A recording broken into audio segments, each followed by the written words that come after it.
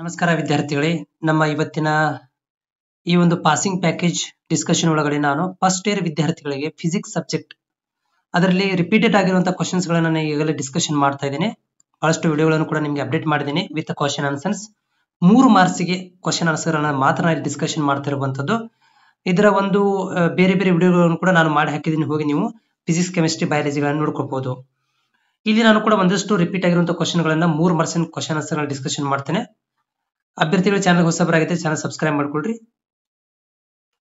Only questions explain the mention dimension with example.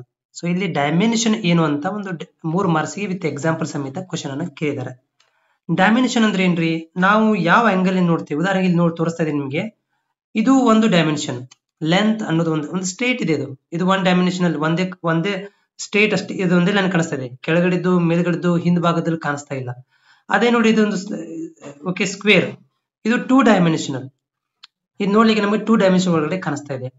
ಅದೇ ನಾವು ಇದೊಂದು ಕ್ಯೂಬ್ ಇದೆ ನೋಡ್ರಿ, ಈ cube it is a 3 dimension ಅಂತ ಕರಿತೀವಿ. ಯಾಕಂದ್ರೆ ಇದರಲ್ಲಿ ನಾವು ಹೈಟ್, ಲೆಂತ್, ವಿಡ್ತ್ ಮೂರನ್ನು ಕೂಡ ಅಬ್ಸರ್ವೇಷನ್ ಮಾಡಬಹುದು.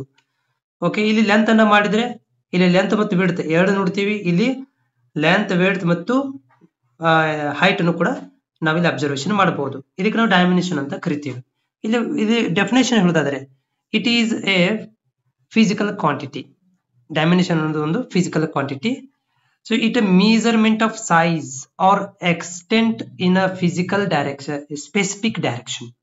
ಇದು measurement of size ಅನ್ನ measurement ಮಾಡಬಹುದು, ಅಥವಾ extent in the specific directions, ಒಂದು specific direction ಅನ್ನ measurement ಮಾಡಬಹುದು. Essentially the number of coordinate needed to the locate a point. ಅಂದ್ರೆ ನಾವು ಏನು ಪಾಯಿಂಟ್ ಗಳನ್ನು ಲೊಕೇಟ್ ಮಾಡಿದ್ವಿ. ಉದಾಹರಣೆಗೆ, ಸೊ ಇಲ್ಲಿಂದ ಇದೊಂದು ಲೈನ್ ಇದೆ. ಓಕೆ, ಇದರ ಬಗ್ಗೆ ನಾವು ಸ್ಪೆಸಿಫಿಕ್ ಆಗಿ ಒಂದು ಯಾವ ಡೈರೆಕ್ಷನ್ ಅಲ್ಲಿ ಇದೆ ಅಥವಾ ಯಾವ ಸೈಜ್ ಇದೆ, ಇದು ಎಲ್ಲಿ ಹೋಗಿ ಯಾವ ಪಾಯಿಂಟ್ ಜೊತೆಗೆ ಜಾಯಿಂಟ್ ಆಗಿದೆ ಅನ್ನೋದನ್ನ ಇಲ್ಲಿ ನಾವು ಮೆಜರ್ಮೆಂಟ್ ಮಾಡುವಂತ ಒಂದು ಫಿಸಿಕಲ್ ಕ್ವಾಂಟಿಟಿಗೆ ಡೈಮೆನ್ಷನ್ ಅಂತ ಕರಿತೀವಿ. ಸೊ ಉದಾಹರಣೆಗೆ ಇಲ್ಲಿ ನೋಡ್ತಾ ಇದ್ರಿ, A point has a 0 dimension. ನೋಡಿ, ಇದಕ್ಕೆ ಈ ಪಾಯಿಂಟ್ ಇದೆಯಲ್ಲ, ಇದೊಂದು 0 ಡೈಮೆನ್ಷನಲ್. ಈ ಲೈನ್ ಹ್ಯಾಸ್ ಅ 1 ಡೈಮೆನ್ಷನಲ್. ಈ ಲೆಂತ್ ಇದೆಯಲ್ಲ, ಲೈನ್ ಲೆಂತ್ ಇದೆ, ಇದೊಂದು 1 ಡೈಮೆನ್ಷನಲ್. ಆಮೇಲೆ flat shape like square has 2 dimension. ಇದು 2 ಡೈಮೆನ್ಷನ್ ಇದೆ. ಅಥವಾ solid cube has a 3 dimension.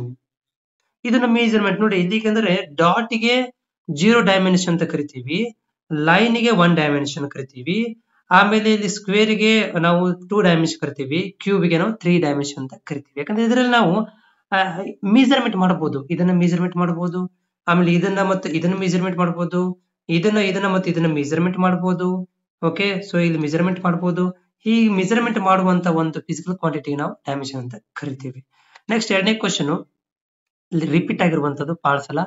What is a lens? Explain the types of lens. Okay, types ಗಳನ್ನ explain ಮಾಡಿ. ಮತ್ತೆ ಲೆನ್ಸ್ ಅಂದ್ರೆ ಏನು? Lens is a transparent object. Lens ಅನ್ನೋದು ಒಂದು transparent object with at least 1 curved surface. ಇದರಲ್ಲಿ ಒಂದು curved surface ಇದೆ that reflects light to the light form an image. So ಇದೇನ್ ಮಾಡ್ತದೆ ಅಂದ್ರೆ ರಿಫ್ರಾಕ್ಟ್ ಮಾಡ್ತದೆ ಲೈಟ್ ಅನ್ನ ಫಾರ್ಮ್ ಆಫ್ ಇಮೇಜ್ ರೂಪದಲ್ಲಿ ನಮಗೆ ರಿಫ್ಲೆಕ್ಟ್ ಮಾಡಿ ಕೊಡುತ್ತೆ. ಇದೊಂದು transparent object, at least 1 curved surface ಇದರಲ್ಲಿ ಇದೆ.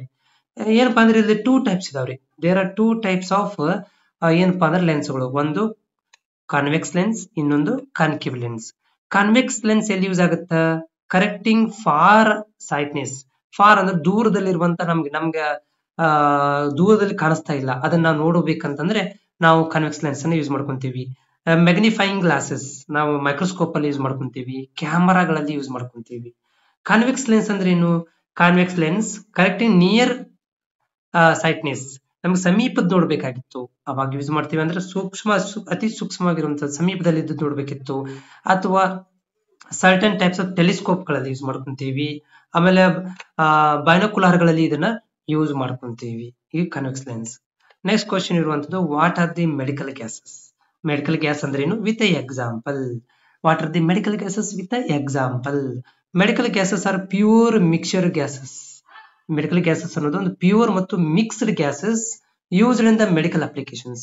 ಈ ಒಂದು ಮೆಡಿಕಲ್ ಗ್ಯಾಸ್ ಗಳನ್ನ ಒಂದಷ್ಟು ಪ್ಯೂರ್ ಅದಾವು, ಒಂದಷ್ಟು ಮಿಕ್ಸ್ ಇದಾವೆ. ಇವುಗಳನ್ನ ನಾವು ಮೆಡಿಕಲ್ ಅಪ್ಲಿಕೇಶನ್ಗಳಲ್ಲಿ ಯೂಸ್ ಮಾಡ್ತೀವಿ. ಉದಾಹರಣೆಗೆ ಥೆರಪಿ ಮಾಡಲಿಕ್ಕೆ, ಡಯಾಗ್ನೋಸಿಸ್ ಮಾಡಲಿಕ್ಕೆ ಅಂಡ್ ಟು ಪವರ್ ಇಕ್ವಿಪ್ಮೆಂಟ್ಗಳಿಗೆ ಪವರ್ ಆಗಿ ಕೂಡ ಇದನ್ನು ಯೂಸ್ ಮಾಡ್ಕೊಂತೀವಿ. ಇನ್ನು ಸ್ವಲ್ಪ ಅದ್ರ ಬಗ್ಗೆ ಹೇಳೋದಾದ್ರೆ they are consider as a drugs. ಇವುಗಳನ್ನ ಡ್ರಗ್ಸ್ ಆಗಿ ನಾವು ಯೂಸ್ ಮಾಡ್ಕೊಂತೀವಿ. And are supplied through the centralised medical gas pipeline system. ಇವುಗಳನ್ನ ನಾವು centralised medical gas pipeline system ಮುಖಾಂತರ ನಾವು ಸಪ್ಲೈ ಮಾಡ್ತೀವಿ ಹಾಸ್ಪಿಟಲ್ಗಳಲ್ಲಿ. As well as from the cylinder ಮುಖಾಂತರ ಕೂಡ ನಾವು ಇದನ್ನ ಪೇಷಂಟ್ ಗಳಿಗೆ ಸಪ್ಲೈ ಮಾಡ್ಕೊಂತೀವಿ. ಸಮ್ ಗ್ಯಾಸಸ್, ಇದರಲ್ಲಿ ಸಮ್ ಗ್ಯಾಸಸ್ ಗಳು ಏನದಾವ ಅಂದ್ರೆ ತುಂಬಾ ಟಾಕ್ಸಿಕ್ ಅದಾವ. ಹೈ ಕಾನ್ಸಂಟ್ರೇಷನ್ ಅಲ್ಲಿ ಗ್ಯಾಸ್ ಗಳನ್ನ ಯೂಸ್ ಮಾಡಿದ್ರೆ ಟಾಕ್ಸಿಕ್ ಆಗ್ತವೆ. They can therapeutic and safe at lower concentration. ಇವುಗಳನ್ನ ನಾವು ಲೋವರ್ ಕಾನ್ಸಂಟ್ರೇಷನ್ ಮತ್ತು ಕಂಟ್ರೋಲ್ ಕಾನ್ಸಂಟ್ರೇಷನ್ ದಲ್ಲಿ ಯೂಸ್ ಮಾಡ್ಕೋಬೇಕಾಗತ್ತೆ. ಹೈ ಕಾನ್ಸಂಟ್ರೇಷನ್ ಮಾಡಿದ್ರೆ ಅದು ಟಾಕ್ಸಿಕ್ ನೇಚರ್ ಅನ್ನ ಕ್ರಿಯೇಟ್ ಮಾಡುತ್ತೆ. ಉದಾಹರಣೆಗೆ ಇಲ್ಲಿ ಆಕ್ಸಿಜನ್ ಇರ್ಬೋದು, ಕಾಂಪ್ರೆಸ್ಡ್ ಏರ್ ಇರ್ಬೋದು, ನೈಟ್ರೋಜನ್ ಆಕ್ಸೈಡ್ ಇರ್ಬೋದು, ಕಾರ್ಬನ್ ಡೈಆಕ್ಸೈಡ್, ನೈಟ್ರೋಜನ್ಸ್, ಇವೆಲ್ಲ ಏನಪ್ಪಾ ಅಂತಂದ್ರೆ ಮೆಡಿಕಲ್ ಗ್ಯಾಸಸ್ಗಳು. ನೆಕ್ಸ್ಟ್ ಇಲ್ಲಿ question, describe potential energy with example. Potential energy ಅಂದ್ರೆ ಏನು? ಓಕೆ, ಉದಾಹರಣೆಗೆ ಇದೊಂದು ಒಂದು ಗುಡ್ಡ ಇದೆ, ಮೇಲ್ಭಾಗದಲ್ಲಿ ಒಂದು ಕಲ್ಲು ಇಟ್ಟಿದ್ದೇವೆ, that is A potential energy. ಸ್ವಲ್ಪ ತಳ ಬಿಟ್ರೆ ಸಾಕು, ಅದೇನಾಗುತ್ತೆ ಅಂದ್ರೆ ಕೆನೆಟಿಕ್ ಎನರ್ಜಿ ಕನ್ವರ್ಟ್ ಆಗಿ ಹಾಯ್ ಬಂದು ಇಲ್ಲಿ ಇದು ಏನಪ್ಪಾ ಹೊತ್ತು ಕೂತಿರುವಂತ ಟಾಪ್ ಅಲ್ಲಿ ಇರುವಂತ ಒಂದು ಕೆನೆಟಿಕ್ ಎನರ್ಜಿ. ಅಥವಾ ಡ್ಯಾಮ್ ಗೆ ನಾವು ಕನ್ಸ್ಟ್ರಕ್ಷನ್ ಮಾಡಿರ್ತೀವಿ, ತುಂಬಾ ನೀರ್ ಇರುತ್ತೆ, ಸ್ವಲ್ಪ ಓಪನ್ ಮಾಡಿಬಿಟ್ರೆ ಫಾಸ್ಟ್ ಆಗಿ ಬಂದ್ಬಿಡುತ್ತೆ. That is this dam water is a potential energy.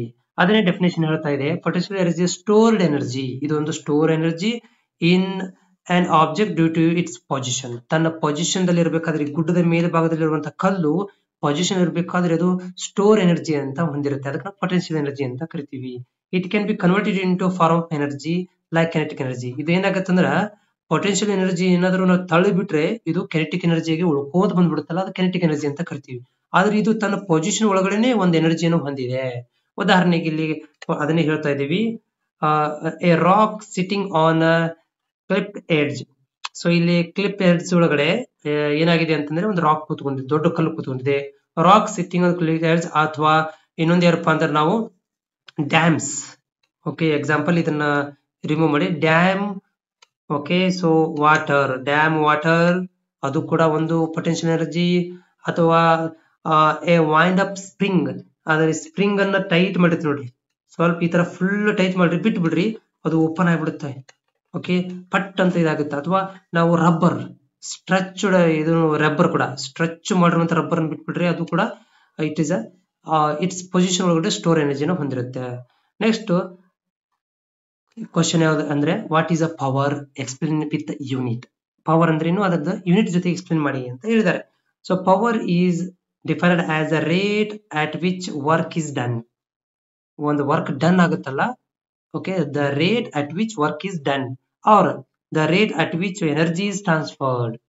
Okay, ಒಂದು ರೇಟ್ ಒಳಗಡೆ ಎನರ್ಜಿ ಟ್ರಾನ್ಸ್ಫರ್ ಆಗ್ತಾ ಇತ್ತು ಅಥವಾ ಒಂದು ರೇಟ್ ಒಳಗಡೆ ವರ್ಕ್ ಆಗ್ತಾ ಇತ್ತು, ಅದಕ್ಕೆ ನಾವು ಪವರ್ ಅಂತ ಕರಿತೀವಿ. The SI unit of power is a watt which is joule per second. ಅದನ್ನ ನಾವು ವ್ಯಾಟ್ ನ ಜೌಲ್ ಪರ್ ಸೆಕೆಂಡ್ ಅಲ್ಲಿ ನಾವು SI ಯೂನಿಟ್ ವ್ಯಾಟ್ ಇರೋದ್ರಿ ಪವರ್ ವ್ಯಾಟ್. ಬಟ್ ಅದನ್ನ ನಾವು ಯೂನಿಟ್ ಒಳಗಡೆ ನೋಡೋದಾದ್ರೆ, ಇದರಲ್ಲಿ ನೋಡೋದಾದ್ರೆ ಅದನ್ನ ಮೆಜರ್ಮೆಂಟ್ ಮಾಡ್ತಾರೆ ಅಥವಾ ಮ್ಯಾಥಮೆಟಿಕಲ್ ಎಕ್ಸ್ಪ್ರೆಷನ್ ಮಾಡೋದಾದ್ರೆ ಅದನ್ನು ಜೌಲ್ ಪರ್ ಸೆಕೆಂಡ್ ಅಲ್ಲಿ ಹೇಳ್ಕೊಂತೀವಿ. ನೆಕ್ಸ್ಟ್ ಅದು ಫಾರ್ಮುಲಾ ಹೇಳೋದಾದ್ರೆ, power formula, power is equal to P is equal to work done W divided by time. ಅಥವಾ power is equal to energy transfer divided by time.